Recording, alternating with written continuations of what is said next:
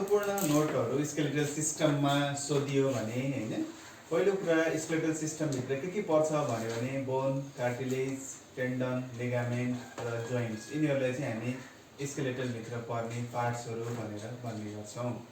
मानव शरीरमा सामान्यतया अब एडल्ट भन्यो वा मानव शरीरमा भन्यो भने हाम्रो कतिवटा बोन हुन्छ भनेर प्रश्न गऱ्यो भने आन्सर 206वटा। तर नवजात शिशु भर्खर जन्मेको शिशुमा यदि भन्यो भने चाहिँ हाम्रो आन्सर कति हुनुपर्छ? 305वटा बोनहरू हुनुपर्दछ। अब हड्डीमा कति प्रतिशत पानी हुन्छ भनेर प्रश्न गऱ्यो भने पहिलो आन्सर 20 देखि 25%। यदि 20 पनि दियो 25 पनि दियो भने आन्सर चाहिँ कसलाई मान्नुपर्ने हुन्छ? 20%लाई आन्सर मान्नुपर्ने हुन्छ। हड्डी सबैभन्दा राम्रो के को लागि हो स्रोत भनेर प्रश्न गऱ्यो भने आन्सर के दिनुपर्छ? क्याल्सियमको। त्यसो भएर क्याल्सियमको मुख्य स्रोत हड्डी क्याल्सियमको मुख्य स्रोत के हो भनेर प्रश्न गऱ्यो भने हामीले के आन्सर दिनुपर्छ? बोन। तर प्रोटिनको मुख्य स्रोत के हो भनेर सोध्यो भने मासु भन्नुपर्छ, मसल हो भने क्याल्सियमको लागि मुख्य स्रोत चाहिँ के हो त? बोन हो भन्नुपर्छ है। त्यसो भएर हामीले कुनै चिजको हड्डी खायौँ भने त्यसबाट म्याक्सिमम हामीले प्राप्त गर्ने चिज के हो त? क्याल्सियम। करिब करिब 98% क्याल्सियम हड्डीमा स्टोर भएर बस्छ भने 2% मात्रै क्याल्सियम ब्लडमा हुन्छ। त्यसको अर्थ सबैभन्दा बढी क्याल्सियम हाम्रो जम्मा भएर बस्ने अङ्ग कुन हो भनेर प्रश्न गऱ्यो भने आन्सर के दिनुपर्छ? बोन है। र 2% मात्रै हाम्रो क्याल्सियम चाहिँ अन्य भागमा बस्ने गर्दछ। त्यसो भएर हड्डी किन कडा हुन्छ भनेर प्रश्न गऱ्यो भने पनि के भएर हो त? 98% क्याल्सियम भएको कारणले गर्दाखेरि हाम्रो हड्डी चाहिँ बलियो हुन्छ। बोनहरू टेन्डन, कार्टिलेज र मेम्ब्रेनबाट बन्दछ। हामीले यदि भोलि प्रश्न गर्यो हड्डीहरू केबाट बन्छन् भन्यो भने एउटा टेन्डनबाट बन्छ, एउटा कार्टिलेजबाट बन्छ, एउटा चाहिँ केबाट बन्छ? मेम्ब्रेनबाट है। टेन्डनबाट बन्नेलाई के भन्ने? टेन्डनस बोन। कार्टिलेजबाट बन्नेलाई कार्टिजिनियस बोन र मेम्ब्रेनबाट बन्नेलाई चाहिँ मेम्ब्रेनस बोन भनेर हामी भन्ने गर्छौँ। टेन्डनबाट बनेको बोनको सबैभन्दा राम्रो इक्जाम्पल हो पेटेला। घुँडामा नी क्याप हुन्छ नि, त्यो टेन्डन हुन्छ पहिला, पछि मात्रै त्यो बोनमा कन्भर्ट हुन्छ र त्यसलाई हामी टेन्डनस बोन भन्छौँ। कार्टिलेजबाट बनेको बोन भनेर यदि प्रश्न गऱ्यो भने रिब्सहरू, करमहरू पहिला कार्टिलेज हुन्छन्, पछि केमा कन्भर्ट भएर आउँछ? बोनमा।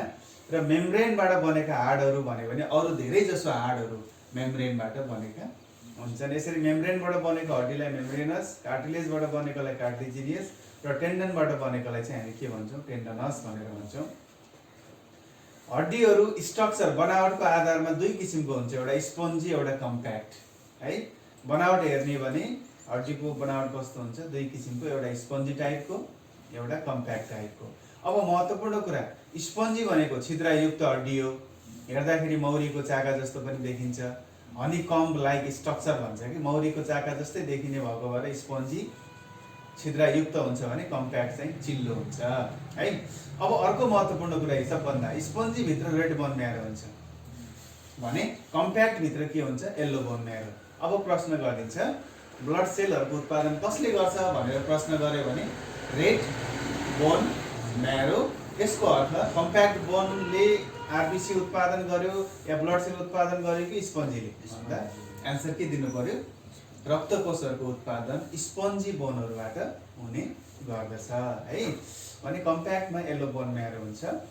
अनि ब्लड सेल भित्रलाई उत्पादन गर्ने रेड बोन म्यारो भित्र एउटा विशेष सेल हुन्छ जुन सेलको नाम हो प्लुरिपोटेन्ट स्टिम सेल।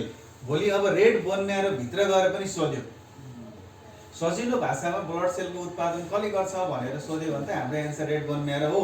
तर रेड बोन म्यारो भित्र पनि गएर कुन सेल भनेर प्रश्न गर्यो भने आन्सर प्लुरिपोटेन्ट स्टिम सेलबाट उत्पादन हुन्छ भनेर हामीले भनिदिने।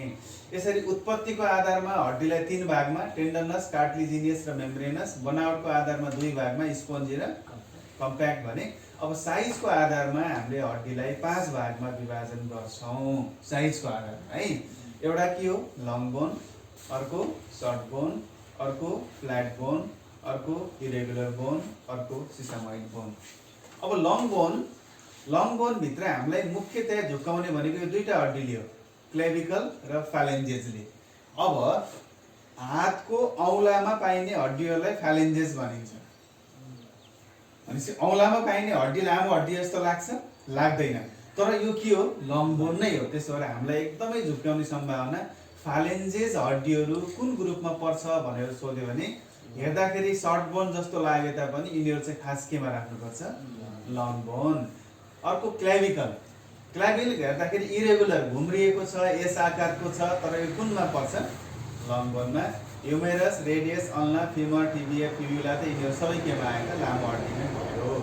सर्ट बोनमा कार्पल र मेटाकार्पल, टार्सल र मेटाटार्सल पर्छ। कार्पल र मेटाकार्पल नाडीको हो भने टार्सल र मेटाटार्सल चाहिँ तल कुर्कुचामा पाइन्छ।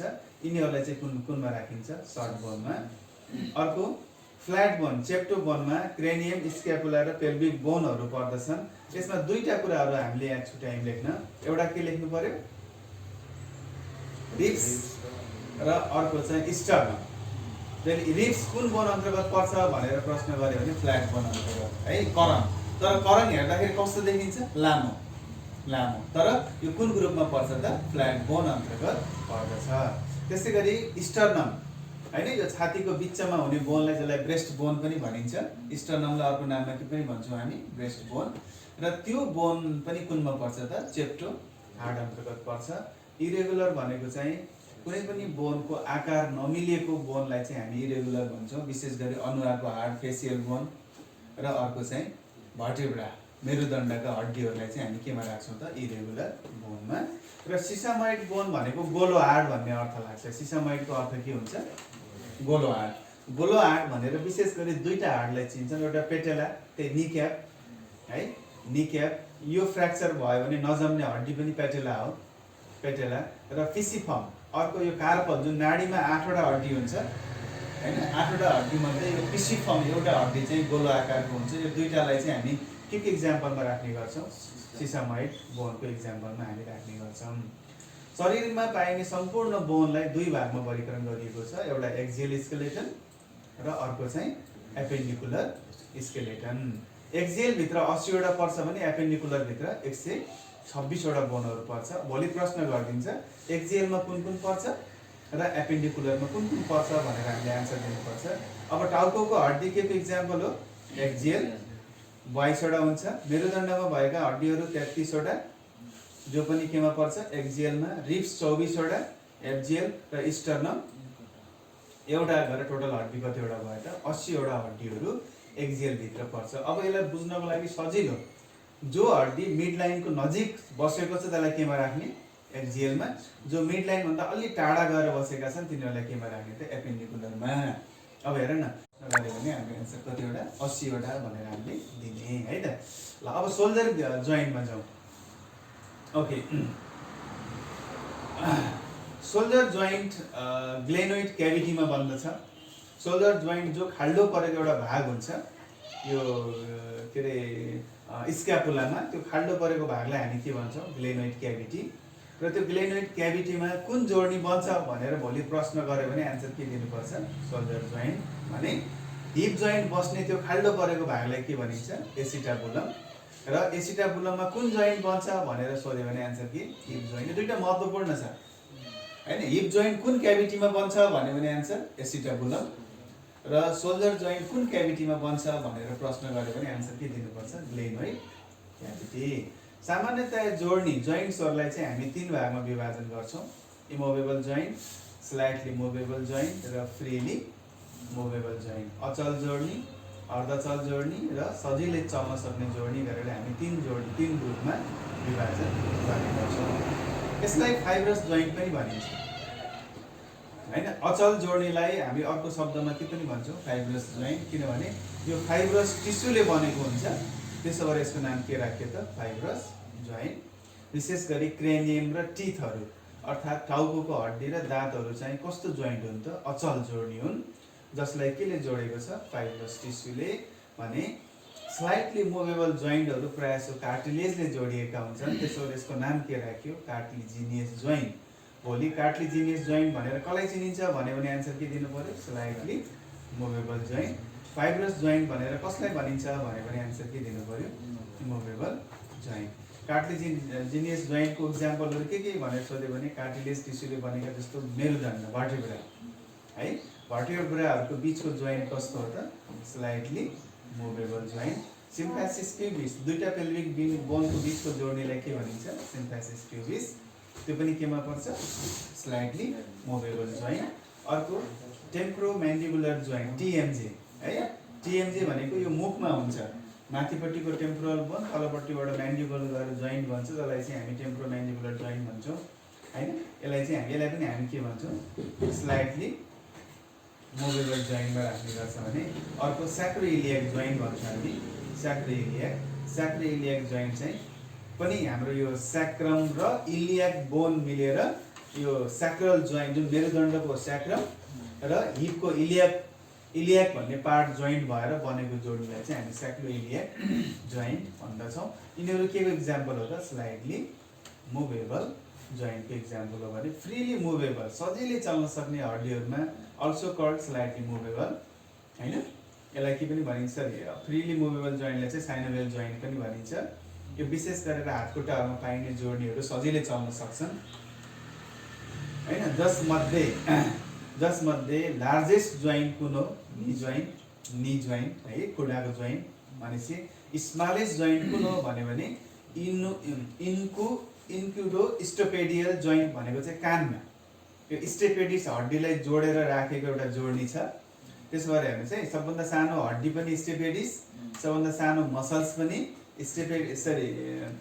स्टेप्स सबभन्दा सानो हड्डी मसलको नाम भन्यो भने स्टेपेडिस जोइन्टको नाम भन्यो भने incudostapedial joint is a smallest joint of the body बुझ्यो कुरा सबभन्दा सानो सबै कानमा छ जोइन्ट पनि ती छ मसल्स पनि ती छ र बोन पनि ती छ बोन भन्यो भने स्टेप्स बोन मसल भन्यो भने स्टेपेडिस मसल र जोइन्ट भन्यो भने incudostapedial joint is a smallest joint है त अनि चाहिँ सबैभन्दा बढी फुत्किने जोड्नी भन्यो भने soldier joint most dislocated joint भनेको सबभन्दा बढी भाँचिने भन्यो भने रेडियस भाँचिन्छ यहाँनिर रेडियस बोन भाँचिन्छ हैन सबभन्दा बढी भाँचिने भन्यो भने तर सबभन्दा बढी फुत्किने भन्यो भने आन्सर के दिनुपर्छ सोल्जर जोइन्ट र यसपछि भन्यो भने टिएमजे मुखको दोस्रो फुत्किने जोड्नी कुन हो भनेर सोध्यो भने टिएमजे पहिलो फुत्किने जोड्नी कुन हो भनेर सोध्यो भने आन्सर के दिनुपर्ने छ अब सोल्जर जोइन्ट यसको अर्थ सबभन्दा सजिलै चल्ने जोइन्ट पनि कुन होला सोल्जर त्यही भएर मोस्ट फ्री चारैतिर हामी लगाउन सक्ने जोड्नी कुन हो सोल्जर त्यसो सबभन्दा सजिलै चल्ने भन्यो भने पनि सोल्जर सबभन्दा बढी फुत्किने भन्यो भने पनि आन्सर के दिनु पर्यो सोल्जर र सबभन्दा त्यसपछि दोस्रोमा सबभन्दा बढी फुत्किने जोड्नी भन्यो भने के भन्ने अरे टिएमजे टेम्पोरोम्यान्डिबुलर जोइन्ट मुखको जोड्नी है